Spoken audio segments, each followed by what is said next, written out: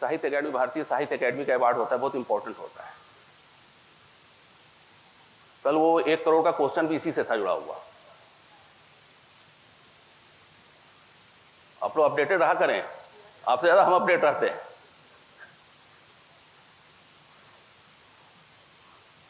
तो चूंकि वो कन्नड़ क्लासिकल उसमें 22 में शामिल है, इस कारण वहाँ के सीएम थे वीरप्पा मोइली, उनको ये मिला था।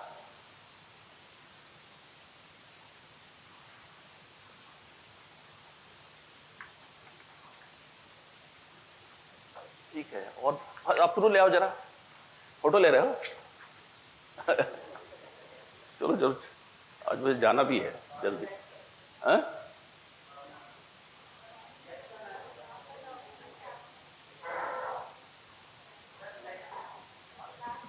इसके बाद क्या है? लास्ट है ना, तो फर्स्ट आ जाओ ना, फर्स्ट में। आज मुझे जल्दी जाना भी है, आज आपको ज़्यादा देर नहीं रोकेंगे। और आगे, और आगे, फर्स्ट पेज। कोई सीएम साहब आ रहे हैं तो मुझे जाना पड़ेगा एयरपोर्ट। आगे बढ़िए, और आगे, और आगे, और आगे, फर्स्ट, और आगे है, और ये बस यही है, ऑफिशियल लैंग्वेज का होगा। और आगे यहाँ पीछे पीछे, फर्स्ट पेज क्या है भाई? हाँ, yes, this is the first page. तो इसमें मैंने आपको सब पढ़ा दिया, आपको इसमें आपको ये ऑफिशियल लैंग्वेज मैंने बता दिया कि किसी लैंग्वेज को उसे स्टेट में लागू करने के लिए कर सकते हैं। आर्टिकल 345 जुडिशरी में इंग्लिश में होगा, ये भी मैंने बता दिया आपको। आर्टिकल 348 में है ये। आगे बढ़े, कोई नई बात हो तो हम देख लेते हैं। ये भी बता दिया आप लोगों को। लिंगुआ फ्रांसा भी बता ही दिया आपको। चलिए आगे बढ़े, बता दी। क्लासिकल लैंग्वेज मैंने पढ़ा दिया आपको। एक मिनट, क्लासिकल लैंग्वेज में जो इंपॉर्टेंट बात है,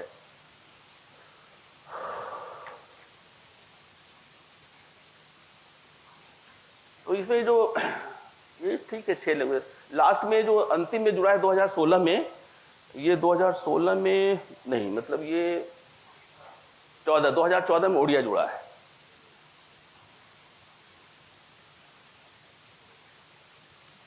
अभी तक देखिए 6 ही लैंग्वेज है।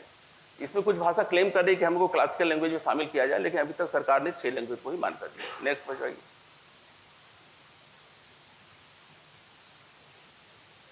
नेक्स्ट,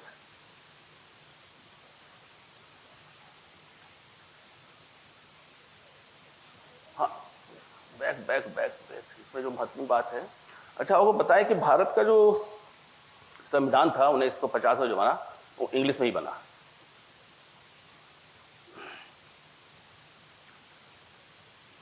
और उसी को संविधान सभा ने स्वीकार भी किया और वो लागू भी हुआ।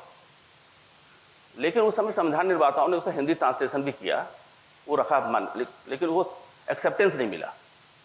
एक्सेप्टेंस कब मिला? आगे बढ़े, 1987 में जब 58th अमेंडमेंट हुआ, तो संविधान के उसमें हिंदी को भी अडॉप्ट किया गया, हिंदी संविधान को भी। और फिर ये भी दिया गया प्रावधान कि जब भी संवैधानिक कोई भी संशोधन होंगे वो हिंदी में भी किए जाएंगे, दोनों साथ साथ होंगे, इंग्लिश और हिंदी साथ साथ। मेरा ये इसमें कहने का आशय आपको ये था कि जो हिंदी में जो संविधान है वो 1987 में बना, एडॉप्ट किया गया। ये बात अलग है कि वो 1950 में ट्रांसलेट हो गया था, लेकिन एडॉप्शन नहीं हुआ था उसका लीगली। लेकिन 1987 में जो 58th अमेंडमेंट हुआ तो उसको शामिल कर लिया गया। आज की स्थिति में यही है, मेन बात तो यही है। और फिर इसको 394A में शामिल कर लिया गया, हमारा जो आर्टिकल है उसमें। Now it is as valid in English version of that constitution. उसमें यह भी है कि कहीं भी अगर कोई लीगल ओपिनियन में कोई दिक्कत हो या समझने में कोई दिक्कत हो, तो इंग्लिश में जो लिखा हुआ है उसको मान्य किया जाएगा। क्योंकि ओरिजिनली हमारा इंग्लिश में उसका ट्रांसलेशन में कुछ गलतियां हो सकती है, उसको जो भावना है, स्पिरिट है, वो चेंज हो सकता है। लेकिन जब इस तरह कन्फ्यूजन हो तो इंग्लिश को देखा जाए और इंग्लिश को ही मान्य किया जाए। आगे बढ़े,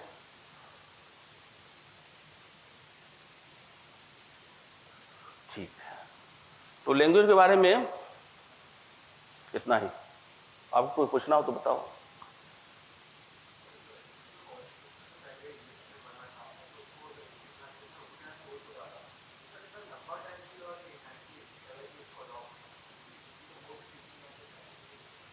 मैंने बताया ना शुरुआती दौर में ही आपको कि बहुत ज़्यादा विरोध था हिंदी का भी, और भी फैक्टर्स थे, लेकिन ट्रांसलेशन तो हो चुका था। लेकिन अगर उसमें यह था कि हिंदी में हम अडॉप्ट करते तो तमिल वाले बोलते कि हम इसको भी अडॉप्ट करो, इसको भी अडॉप्ट करो। तो उस समय हमारे जो संविधान सभा के मेंबर्स ने डिसीजन लिया कि अभी इंग्लिश को ही मान्य करते हैं, हिंदी वर्जन तो है ही अपने पास तैयार, जब बीच में जब माहौल ठीक होगा तो कर लेंगे। तो आज की स्थिति में हिंदी और इंग्लिश दोनों वैलिड है, लेकिन हिंदी 1987 में 58th अमेंडमेंट के द्वारा ही शामिल किया गया और आर्टिकल 394A में जोड़ा गया इसे। बताइए। हाँ हाँ,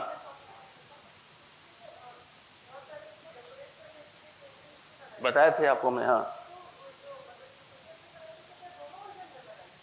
दोनों वर्जन में, दोनों वर्जन में, क्योंकि उसी से बनाया गया है, उसी से तैयार हुआ है संविधान में दोनों। आप जाएंगे तो वहाँ देख सकते हैं संविधान को, हमारे लोकसभा में और राज्यसभा, लोकसभा के लाइब्रेरी में पढ़ा हुआ है, बहुत सुरक्षित रखा गया है।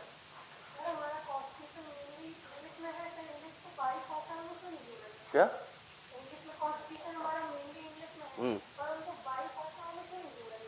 इसलिए नहीं जोड़ा गया कि वो इंग्लिश हमारे देश की ओरिजिनल भाषा नहीं है।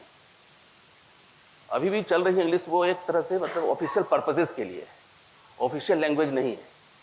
ऑफिशियल कामकाज के लिए इंग्लिश है, ये बात सही है, लेकिन अभी तक 22 में नहीं है। वो ज़्यादा लोग समझते हैं उसको, एक्सेप्टेंस ज़्यादा है उसका, लेकिन चूंकि हम अंग्रेज़ों के गुलाम थे तो अंग्रेजी भी, हम अंग्रेजी गुलामियत हटना चाहते हैं, इस कारण उसको शामिल नहीं किया गया है। लेकिन कुछ मजबूरी है जिसके कारण अभी तक हम लोग उसको कैरी ऑन कर रहे हैं। बताइए।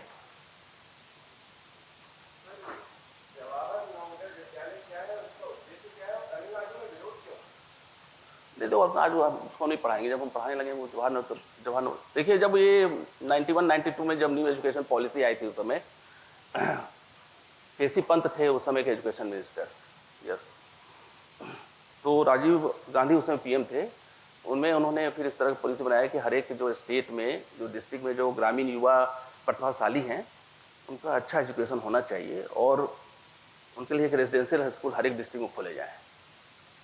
उसी के रिकमेंडेशन के आधार पर हर एक डिस्ट्रिक्ट में जवाहर नवोदय विद्यालय स्कूल खोले गए। ये क्लास 6 से 12 होता है, मोस्ट प्रोबेबली 6 से 12 होता है, और ये सीबीएसई फॉलो करते हैं लोग, और ये इंग्लिश मीडियम स्कूल है। शुरुआत में इंग्लिश कमज़ोर बच्चों की रहती है तो हिंदी इंग्लिश दोनों पढ़ाते हैं, लेकिन जैसे जैसे क्लास बढ़ते जाते हैं तो फिर उसमें इंग्लिश में पढ़ाई शुरू हो जाती है। सीबीएसई को फॉलो करते हैं ये, और अब तक का जो रिजल्ट निकलता है सीबीएसई का, उसमें सबसे अच्छा परफॉर्मेंस जवाहर नवोदय विद्यालय का होता है। भारत में सबसे अच्छा परफॉर्मेंस किसी एक स्कूल का है तो वो जवाहर नवोदय विद्यालय का है। तो पूरे भारत में फैला हुआ है, कुछ स्टेट्स में नहीं हो पाया है, वहाँ के जो भी पॉलिटिकल कंपल्सन्स हों, मजबूरियाँ हों। तमिलनाडु में उसमें जब न्यू एजुकेशन पॉलिसी 91-92 में बना था तो उसमें था कि 3 लैंग्वेज फार्मूला बनाया जाएगा, और एक तरह से उसमें यह भी था कि हिंदी को बढ़ावा दिया जाएगा। तो कुछ स्टेट्स में जवाहर नवोदय विद्यालय नहीं है, उसमें तमिलनाडु भी है, मोस्ट प्रोबेबली वेस्ट बंगाल भी है। आप देख लेना इसको, आप लोग ज़्यादा पढ़ते होंगे हमसे, हम तो समय मिलता नहीं है, ज़्यादा नहीं पढ़ पाते हैं, तो आप लोग चेक कर लेना इसे।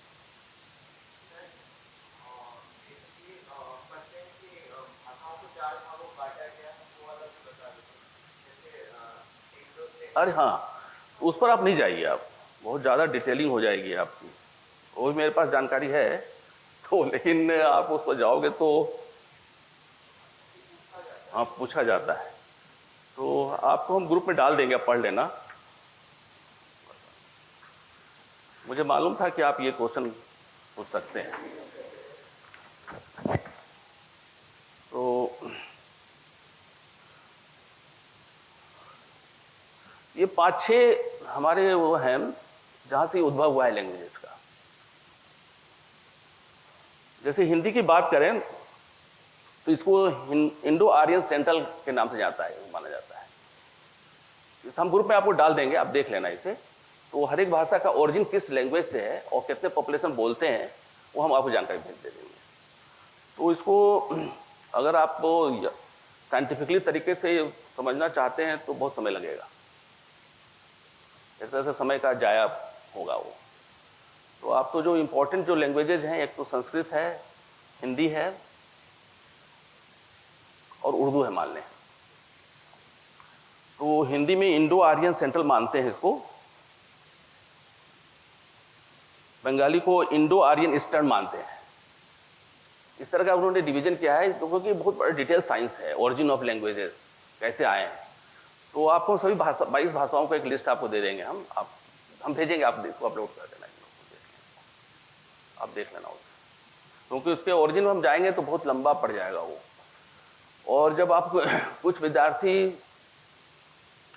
एमए इन लिंग्विस्टिक्स करते हैं, उनको ये बहुत बड़ा यही चीज़ पढ़ाई जाती है उनको कि कौन भाषा किससे निकली है, कैसे आई है। तो वो एमए जो लिंग्विस्टिक्स में करते हैं वो बहुत कम जगह पढ़ाई होती है उसकी। तो न वो हिंदी है न इंग्लिश है, लिंग्विस्टिक एक अलग फैकल्टी है जिसमें कि एमए इंग्लिश वाले भी पढ़ते हैं, हिंदी वाले भी पढ़ते हैं, संस्कृत वाले भी पढ़ते हैं, सभी भाषाओं के बारे में बताया जाता है कि कौन भाषा कैसे विकास, कैसे उस भाषा का विकास हुआ, कैसे कैसे कैसे आया। तो इंडो जैसे यहाँ पर जो भाषा है मुख्यतः आर्यन भाषा, आर्यन से हम लोग कहा जाता है कि आर्यन है, तो वो आर्यन से ही ओरिजिनेट किया है। तो डिटेलिंग करने से तो फ़ायदा नहीं है क्योंकि वो ज़्यादा मतलब नहीं है। आपको हम लिस्ट दे देंगे कौन भाषा का उद्भव कैसे हुआ है। तो एक तो हिंदी के बारे में बता दिए, बांग्ला के बारे में बता दिया आपको, और दूसरा था जैसे गुजराती है इंडो आर्यन वेस्टर्न कहलाता है, वेस्टर्न पार्ट में इस कारण।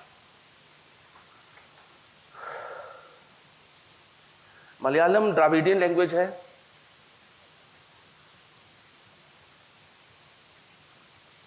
कन्नड़ भी द्राविडियन है, संस्कृत जो है इंडो आर्यन है। ये सब आप लोग नोट कर लेना, दे देंगे आपको व्हाट्सएप ग्रुप में, इसको तो याद ही करना ज़्यादा अच्छा है।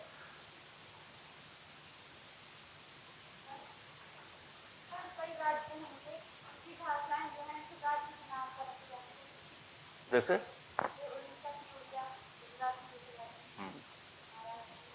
अच्छा, ये तो कोइंसिडेंस कर सकते हैं आप, ऐसा कोई बंधन नहीं है, कोइंसिडेंस कर सकते हैं।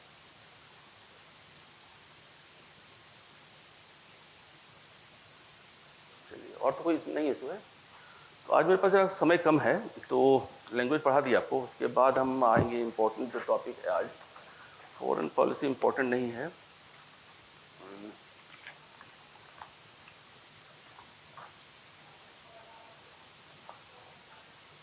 जम्मू कश्मीर पढ़ा देते हैं। आगे बढ़ो।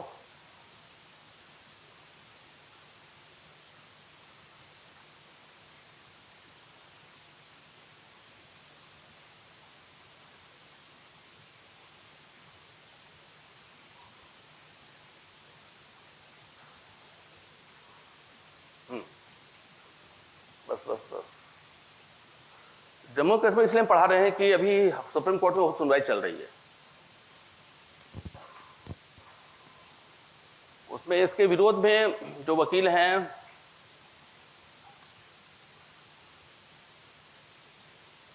एक दुष्यंत देशमुख ऐसे कुछ नाम उनका वो हैं, और एक कपिल सिब्बल हैं, 2-3 जो वकील हैं सुप्रीम कोर्ट में, दुष्यंत क्या नाम है याद नहीं आ रहा, उन लोग इसके बोल रहे हैं कि गलत तरीके से इसको 370 को आपने एबोलिश कर दिया, और सरकार का पक्ष हमारे वेणुगोपाल और हरीश साल्वे जी कर रख रहे हैं। उनका ये कहना है कि जो विरोधी पक्ष का कि जो 370 हटाया गया है संवैधानिक तरीके से नहीं हटाया गया है, अतः जो हटाया गया है वो गलत है, इसको पुराने स्टेटस में ला दिया जाए। जो आप 370 पढ़ेंगे आर्टिकल, तो उसमें लिखा हुआ है कि ये संविधान सभा के रिकमेंडेशन के आधार पर